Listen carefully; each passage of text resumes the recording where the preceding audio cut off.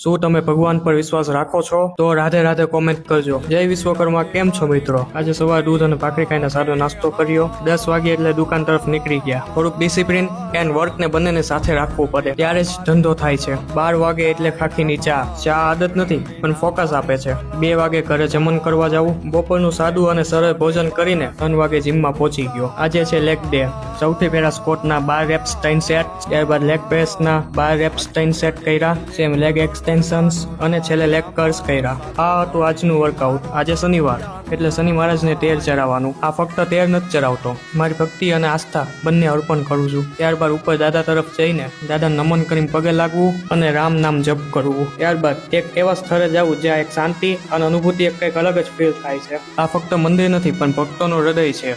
સૌથી પહેલા તુલસી પૂજા જોઈ અને ભક્તોની પ્રદક્ષિણા. આ નમન ભગવાન પ્રત્યેનો ભાવ બતાવે છે.